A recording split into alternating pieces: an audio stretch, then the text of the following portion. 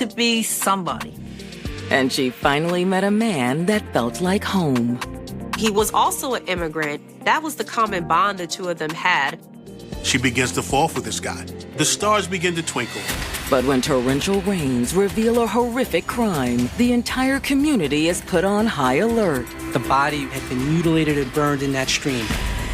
It almost looked like an autopsy left undone. This was obviously not a run-of-the-mill murder. We had some kind of cycle on our hands.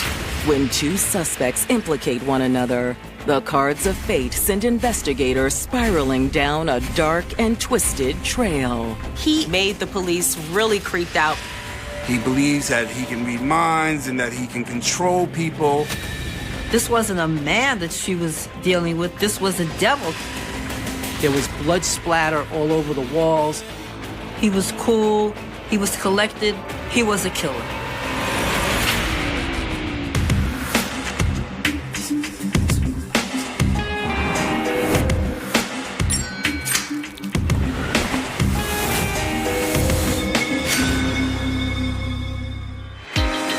Just 30 miles north of Midtown Manhattan lies the village of Spring Valley, a diverse suburb divided between Ramapo and Clarkstown, New York. Spring Valley historically was a resort town and beautiful area, mountains, trees, rivers. It's a big mixture of different communities that do get along together very well. In particular, within the Hispanic community.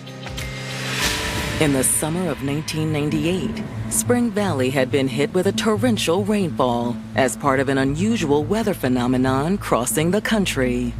At that period of time, the U.S. was under the influence of El Nino, and what that meant for our area here in the Northeast was rain, rain, rain. Our parks was flooded, our streets, people complaining about their yards, their houses being flooded. But by Monday, June 13th, the rain has finally subsided. A local resident went out to inspect the water levels in a creek in his backyard. He was checking the drainage because, all the rain that they've been having. Whenever there's rain and stuff, he gets a little flooding, and because of El Nino, it was a lot more rain. However, when the man reaches the edge of the creek, he notices something unsettling. It looked like a body wrapped in some sort of plastic. Oh my God. Oh my God. And horrified, he immediately ran to the phone, called 911, and said, "I think you need to get here now." Investigators quickly respond to the man's home. It's back here. I was led to the backyard of the caller that called it in. The body appeared to be wrapped in some kind of plastic and set on fire, and it was already decomposing. I knew that this was going to be a very difficult case to even start to put together. There was no trace evidence, nothing you might expect at a typical crime scene. The police were able to at least ascertain that it appeared to be a young Hispanic woman, probably in her early 20s. Investigators hope fingerprints will help ID their victim. But they're soon hit with a horrific realization. There's no hands. They're gone? To my shock, the hands on this body were missing. They were actually hacked off. This was something that really took them back. I'm realizing that based on the hands being cut off and the body being set on fire, that this was done to try and prevent us from identifying who this person was. The detectives didn't have a hand, let alone a print. So they had to call the medical examiner. After the medical examiner removes the burned plastic, he discovers even more horrifying details. Not only are her hands severed, she was disemboweled as well. But regardless of the body's condition, the medical examiner is able to ascertain the cause of death. Massive blunt force trauma to the head. This lady was brutally murdered with some kind of foreign object, maybe a sledgehammer. They believe those blows to the head probably caused instant death, which is good because the severing of the hands, the mutilating of the body were most likely done post-mortem, so she didn't have to suffer through that. Unfortunately, a large part of her face is indistinguishable, so they are still unable to identify her. We really had nothing to go on, but luckily I've worked with this awesome officer from Clarkstown who is also a sketch artist. So I immediately contacted him. He was able to duplicate one side of the face to match the other side of the face so that you now had a face in its entirety. This sketch was then put to all the newspapers and television stations in the New York tri-state area. And before long, they get a call from a local man named Stanley Ellis. Anderson. I'm calling about the girl in the newspaper. He immediately recognized the sketch, particularly the gap in the teeth. It was his missing friend, 20-year-old Beatrice Alvarez. He said that was my friend Beatrice. I hadn't seen her in over a month. I wondered what happened to her. On the cusp of adulthood, Beatrice Alvarez had already experienced more than many people do in a lifetime. She was a refugee from Havana, Cuba. She endured many trials along the way, but she was resilient. Her and her family, they ended up in Queens. But like many hoping to achieve the American dream, the obstacles they faced proved to be insurmountable. They did fall on hard times, and unfortunately it broke the family up. The brother and the sister, they moved away. The mother ended up, I believe, in a homeless shelter. Although she did come from this background where her family struggled, Beatrice did not let that stop her. She became a hairdresser to earn a living. She was talented in that way. Anybody that she came in contact with instantly fell in love with her because she just had that charming personality. She always had a smile. She was always upbeat. She was always determined. But doing hair wasn't Beatrice's true passion. She liked to do hair as a profession, but her heart and soul was really much into the fine arts, and she wanted to be an artist. One of her prized possessions was her sketch pad, and she took it with her everywhere she went. She wanted to be somebody. She wanted to live the artist life. She was trying to aspire to reach the American dream. Having spent much of her life alone, Beatrice also yearned for companionship. And during the spring of 1998, she thought she'd found just that in local shop owner Felipe Rivera. Hey. Hi. How was work? It was good. A little slow, but it gave me time to work on my sketches. She is in love with him and is ready to start this life with him. However, she then meets his friend, Vinicio. Hola, Felipe. Vinicio. Vinicio walks in, and that's all that she can see. Hey, Vinicio, this is my girl, Beatrice. Nice to meet you, Beatrice. Nice to meet you. You two want to grab some lunch today? Ah, man, I can't. I have to stay behind and man the store. Felipe encouraged her to go get lunch with Vinicio. Hey, you two be good. They decide to go out for lunch together, and that was it. She's totally into this guy. It was one moment where they were actually alone together, just talking and getting to know each other, and sparks started to fly. These are amazing. Thank you. I want to be an artist full time, but the city can be a lot, you know? Trust me, I get it. Vinicio was also an immigrant. He came from South America, and that was the common bond the two of them had. He's 32, and he seems to have his stuff together. He's got his own place. He's got a job, a good job, too. Vinicio was working at a military manufacturer. It's not easy to survive here, but hard work and determination will get you a long way. You think so? Feels kind of hopeless sometimes. I won't let you give up. You got real talent, B. She opens up herself to a situation where she begins to fall for this guy. The stars begin to twinkle. It's always that, for lack of a better term, that apple in the garden, that forbidden fruit. Listen, I've actually got some connections.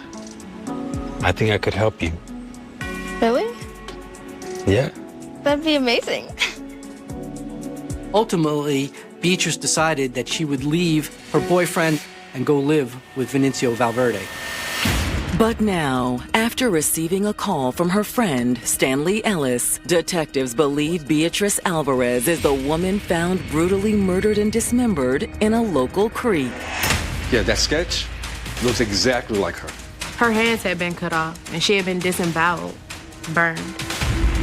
Very dangerous, maybe deranged person that will go to these kind of extremes. We had some kind of cycle on our hands. 20-year-old Beatrice Alvarez was an artist chasing her dreams when she fell in love with 32-year-old Vinicio Valverde. They felt they had the same likes, and it was their life stories were about the same, how they immigrated from another country to come here for a better life. Beatrice believes that she has found her soulmate, her match. This is the man that is going to help her really build that American dream. But now Beatrice's promising future hangs in the balance. Her friend believes she was the woman police found, burned and dismembered in a local creek. It's one thing to kill a person. It's another thing to cut their stomach open and then cut off their hand. That speaks to a sociopath. When was the last time you saw Beatrice? It's been a few weeks. He said they knew each other from working at the salon and used to talk and hang out quite often. Then, one day, Beatrice was gone.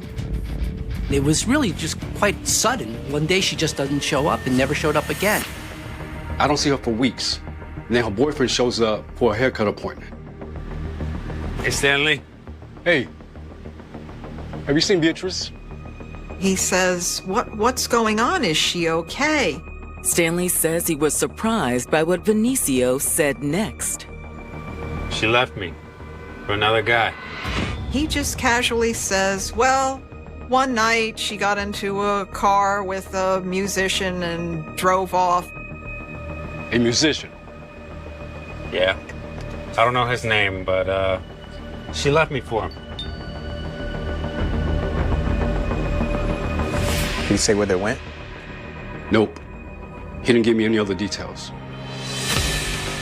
After speaking with Stanley, investigators are able to confirm his hunch about his missing friend. Rockland County was very fortunate to have a brilliant medical examiner. Once they had a name, they were able to use DNA evidence to confirm her identity. They were certain Beatrice was their deceased victim. But when they attempt to deliver the tragic news to Beatrice's next of kin, detectives hit a wall. I did everything I could to reach out to the mother, but unfortunately, due to her being homeless, I couldn't locate her. As Beatrice's family had been dispersed really across the country, it was very difficult to track down the next of kin. Thanks. But eventually, the brother called, and I actually spoke to him on the phone, and he was informed that his sister was killed. Unfortunately, during my career, I've made too many death notifications, and no matter how many you do, it does not get easier. And this was probably one of the worst ones that I had to do, because not only did I have to make a notification that a loved one was dead, but they were brutally murdered. Beatrice's brother has no idea who would want to do this to his sister. The distance had made it hard to keep in touch. He didn't know anything about who Beatrice was living with, who her friends were, nothing. Detectives are eager to speak with Beatrice's ex-boyfriend, Vinicio Valverde, about the mysterious musician she supposedly ran off with prior to her disappearance. Now, we may have a suspect. Is that what led to her death? But then, detectives get a promising break in the case. Come in. Detective Jones, Yonkers PD. Yonkers is a suburb of North Manhattan, about 40 minutes southeast of Spring Valley. I heard about the case you were working on, and it sounded extremely familiar. He said they had someone in their jurisdiction that committed almost the same similar type of sadistic homicide. Check it out. The Yonkers detective explains that in August of 1990, a woman named Rosie Vasquez was brutally murdered in their jurisdiction. Yonkers police said that they had arrested and tried a gentleman named Bradford Wise for mutilating his girlfriend Rosie's body almost in a similar fashion to what happened to Beatrice. Rosie was a small, petite Hispanic girl who was then post-mortem terribly mutilated. It fit all the same pattern of Beatrice's murder. However, when it went to trial, the jury found Bradford not guilty. He was acquitted of all charges and walked out a free man. We were sure it was him based on the circumstantial evidence, but we didn't have enough physical evidence to convince the jury. After he was acquitted of the crime, he still calls the police and taunts them with details about where they can find different parts of Rosie's body. It's been absolutely maddening. The police can't do anything about it because double jeopardy, meaning he can't be re-arrested and retried for a crime he was already arrested and tried and acquitted of. But Yonkers police are convinced if Bradford got away with murder once, he could have tried to do it again. If it quacks like a duck, it must be a duck. So Bradford became the #1 suspect. It started to really sound like we had a serial killer on the loose.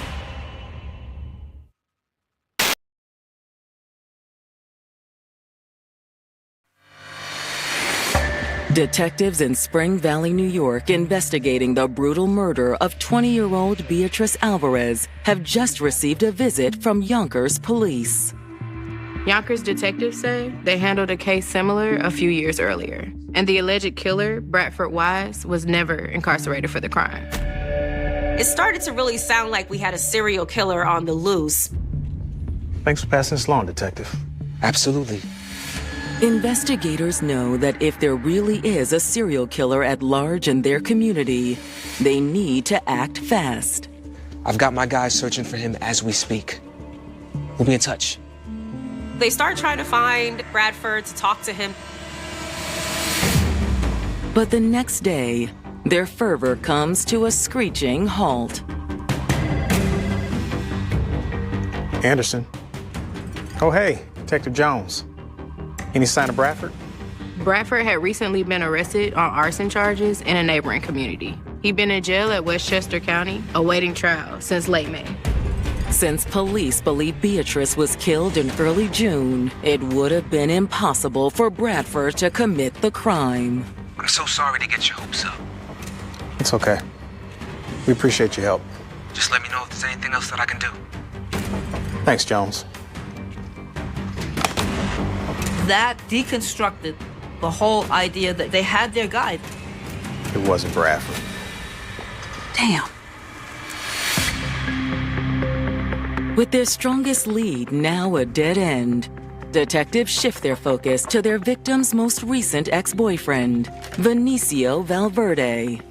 Hi, are you Mr. Valverde? Yes. So the detectives asked Mr. Valverde if they could speak with him about Beatrice Alvarez. At the mention of Beatrice's name, Vinicio immediately got emotional. Yes, come in.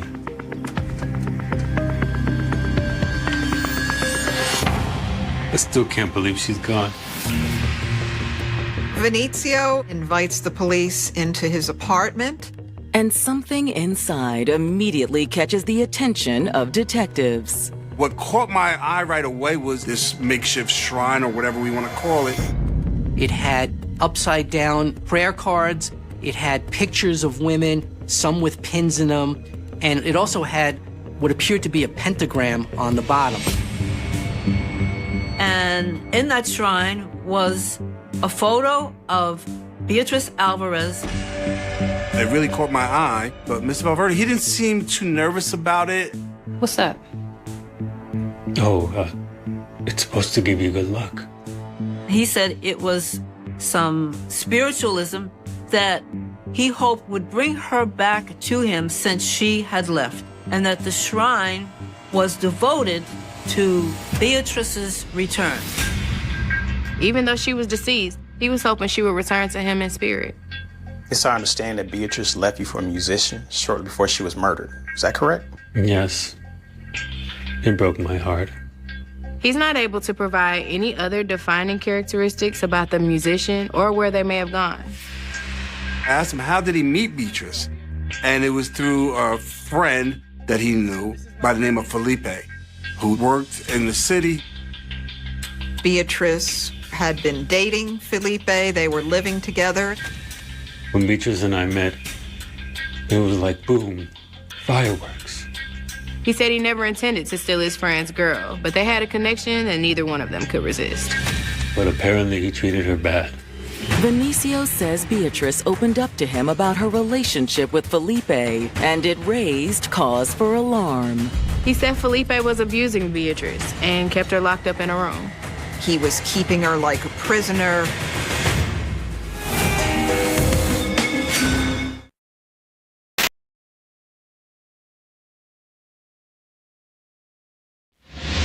Spring Valley detectives are speaking with Vinicio Valverde about the murder of his ex-girlfriend, 20-year-old aspiring artist, Beatrice Alvarez. According to Vinicio, Beatrice had a tumultuous relationship with her other ex, Felipe Rivera.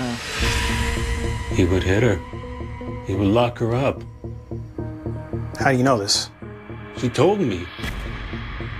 Beatrice had told him that he was keeping her like a prisoner. He was trying to poison her. He was abusive, and she couldn't get away fast enough. Vinicio says he knew he needed to step in to save Beatrice. He was able to convince her that if she left Felipe and left with him, that he can give her a better life. She was so excited to start this new life that she actually goes back to the shop, breaks up with her boyfriend, and literally packs up what she has, all her life savings and stuff, and goes with Vinicio and ends up moving in with him in Spring Valley. But apparently I couldn't make her happy. Beatrice told him she was going to leave him and left with a musician who lived in Manhattan. Just like that, Beatrice was gone. Vinicio said he hadn't seen her since. But despite Beatrice leaving with the mysterious musician, Vinicio believes someone else is responsible for what happened to her. You know, I think Felipe did this. Vinicio started crying, very, very tearful, and had immediately pinned her murder on her former lover, Felipe. Felipe Rivera did this. He's heartbroken. He's upset. He was assuming that she went back to Felipe and he started his abuse again and possibly took it too far. There's no telling what he's capable of. Detectives fear Vinicio might be right. Police now have to interview Felipe. If even half of what Vinicio was saying is true, maybe he is the real suspect. We locate him in the city, and we have a conversation with him and ask him if he would come back with us to Spring Valley. And he was more than willing to. I just can't believe that she's gone. Even though things did not work out between us, I'll always have love for that girl. Basically, he tells us he was in love with Beatrice, that was the love of his life, and that his friend, who was supposed to just go out on a lunch date with her, Mr. Valverde, ends up taking his girlfriend. Is it true that you were controlling of Beatrice when you were together? Abusive? What? Never. When they tell Felipe all the horrible things his friend Vinicio has said about him, he kind of loses it a little. I mean, if anything, Vinicio was the abusive one. She told me so. Felipe's like, wait a minute. She told me that Vinicio was the one who is the abusive one. And so now you got, he said. She could not stand him. I mean, he was crazy. She wanted my help to get her out. Basically, she's now asking Felipe for money and stuff, and she wants to go back. I feel guilty for even introducing her to him in the first place. I mean, he's shown me his true colors before. This is where it takes a really bizarre turn. Felipe told us that he knew for a fact that Valverde practiced some kind of black magic and that he believes that he can read minds and that he can control people. It's a stunning claim, but is his story true? As Felipe is telling us about this black magic, I'm really still not sold on it. And then Felipe is telling me how he was trying to give Vinicio a job in his shop. This was a few months before Vinicio and Beatrice met. Vinicio Valverde was trying to offer his services of being what you would, I guess, call a mind reader, a psychic, someone that can heal people. Felipe thought Vinicio's services would be a great addition to his shop, but shortly after being hired, the situation took a chilling turn. This looks good. Something's not right. What do you mean? I guess he felt that the energy in the store needed to be shifted. A sacrifice must be made. And so he had a dove with him, and he wanted to sacrifice the dove in the store to purify it. Wait, Vinicio, this is too much. Fine. You just don't understand. Mr. Valverde instead took out a syringe and put it into the dove, drew out some blood, and then put a drop of the blood from the dove in each of his eyes. Vinicio thought he had power through black magic, power over women, power to control situations. And this is how he used these sacrificing techniques and other rituals. Was Beatrice Alvarez just another one of Vinicio's sacrificial lambs? It's beyond sociopathy. It's beyond psychopathology.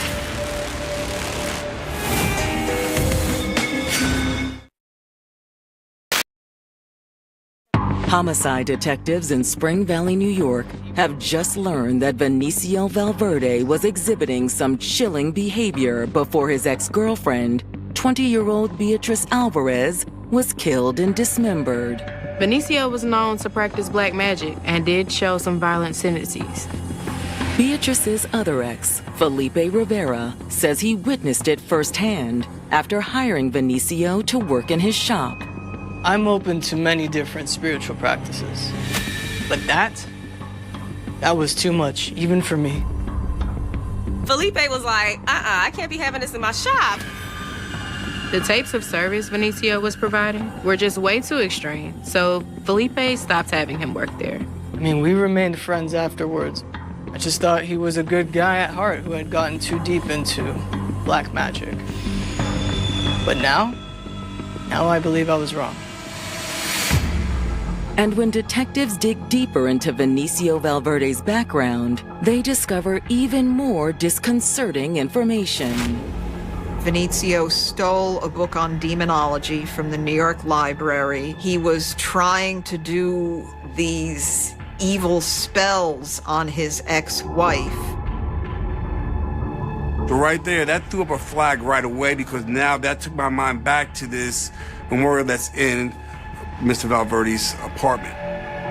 In that shrine back in his apartment, there was a picture of a woman with pins stuck in it, and that was his ex-wife. They really started looking into this stuff, realizing that, wait a minute, this is not a call to action for a loved one to come home. This shrine was to take control of someone's spirit. But are Vinicio's spiritual practices really the signs of a deranged killer? The detectives did their research and learned that whenever someone who practices black magic kills somebody, they keep a trophy of the person to keep their spirit under control in the afterlife. They must take a body part and keep it close to them. And as long as they have that body part, the soul cannot come back to haunt them or hurt them. So they felt like if Vinicio really did this, he may have some parts of Beatrice in his home, most likely her hands, since they know that they were missing from her body. On July 14th, Spring Valley police execute a search warrant at Vinicio's apartment, and inside the bedroom, they make an alarming discovery. To my shock, there was blood everywhere. There was blood splatter all over the walls. There was blood on the floor. As soon as I flipped the mattress over at the head part, you could see a big red stain that appeared to be blood. Obviously, things are taking a different turn now after the find of this blood. But that's not all they find. I recall going into one of the dresser drawers, and I found female fingernails and human teeth. And they find a hammer, and what they remember from the ME's report was that Beatrice's body was hit, blunt force trauma to the head. There was a saw and a large knife, so you could see that these were probably the murder weapons. Investigators also locate something near and dear to Beatrice, her sketchbook. So I had already learned that Beatrice did not go anywhere without her sketchbook. That was her world. She absolutely would not have left it behind. So why was it there? But one crucial piece of evidence is still missing: Beatrice's severed hands. I'm now convinced that the hands are somewhere in there. But it's a small room, and I turned that room upside down. I couldn't find it. So my next thing was I reached out to an agency that had cadaver dogs. The dog kept hitting on this small closet, and I went in the closet. I took all the clothes out of the closet, emptied the closet out. And they're looking and they're looking. Dogs know, and the handler knows this dog is sensing something, but they just don't see anything. But then the dog starts to get on his hind leg and starts pointing up. And so the police are looking up. And the handler looked up inside the closet, and he saw what appeared to be a false ceiling. I see the handler reach up, and he pulls down this fake, and Down dropped a hand, a mummified hand.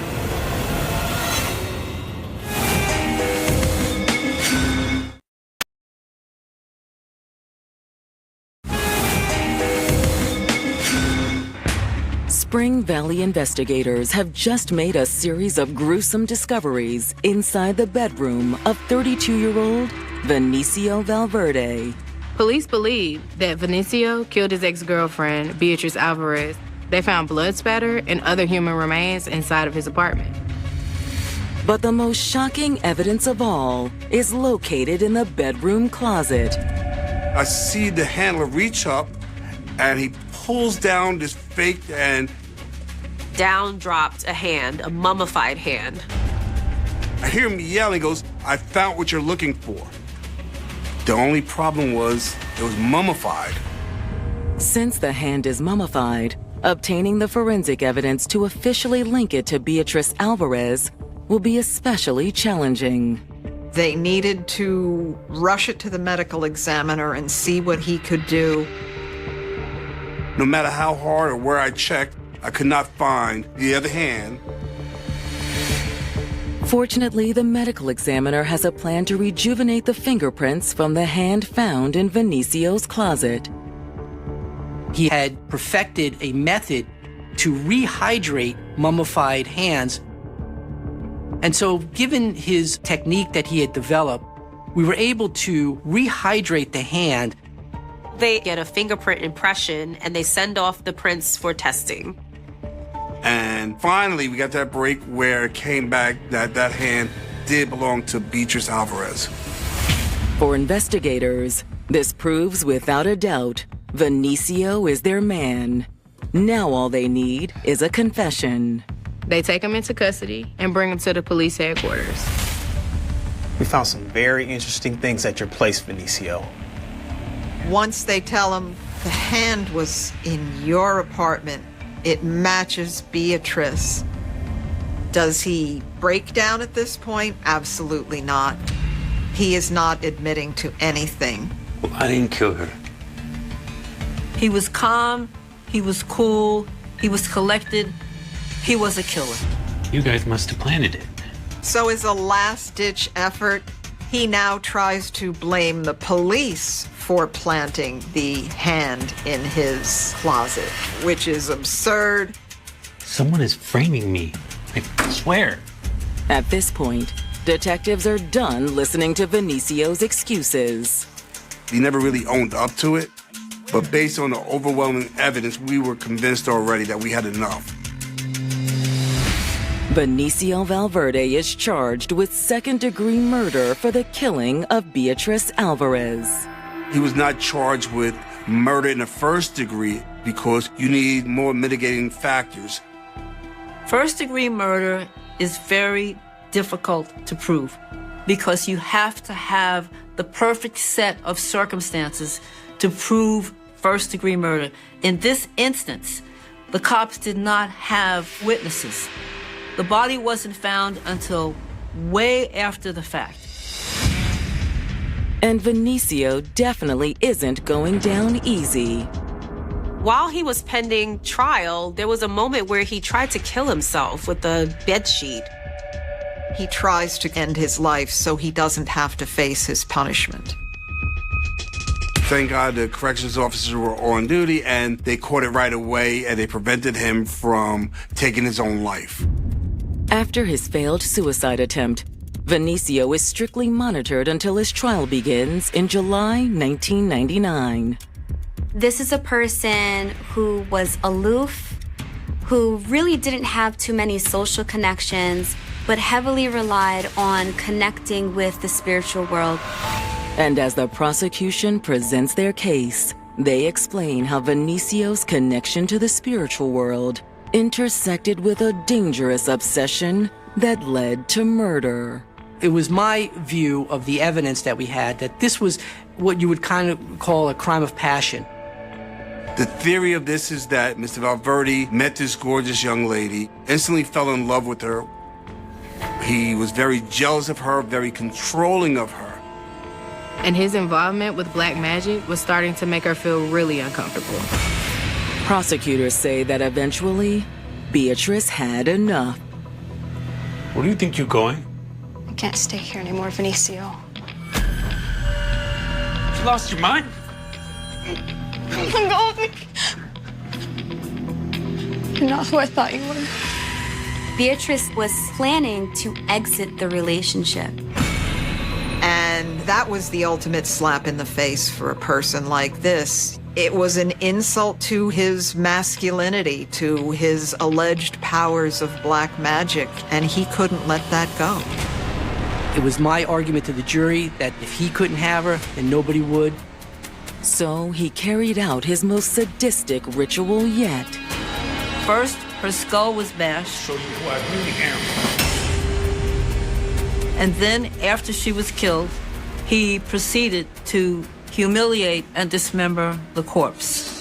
He found a way to remove her from this physical world in efforts to connect with her in the spiritual world so that she would never leave him. After that, Vinicio put her body in plastic bags and took it to a secluded area to burn. But when the body didn't burn completely like he had hoped, he decided to take what was left and throw it in a local creek. For a while, Vinicio thought he got away with murder, but then the storm hit. He didn't expect that weeks later it would flood so bad to push her body downstream, where she was eventually discovered. Oh my God. Oh my God. After a week-long trial, it takes jurors only 5 hours to return with a verdict. It didn't take long for the jury to come back with a verdict of guilty. And Vinicio was convicted of second-degree homicide. Mr. Valverde was sentenced to the maximum under the law of 25 years to life. He is currently serving that sentence. At the trial, there were some family members that did attend on behalf of Beatrice, so it was really satisfying that we were able to bring the family members of Beatrice Alvarez some sense of justice, given the viciousness of this crime. He was denied parole in May of 2023. With her killer now behind bars, Beatrice's memory lives on in those who knew and loved her. We lost a major, I want to say an angel, a true American dream. You're talking about somebody that came from Cuba, came here with nothing but a dream. Just imagine what this young lady could have been today. She had the world, she had time, she had everything ahead of her, and it was cut short because of the selfishness of one person. There is truly no happy ending to this because a life was lost, but it does give you a little good feeling knowing that we were able to bring a closure to the family. You'll never forget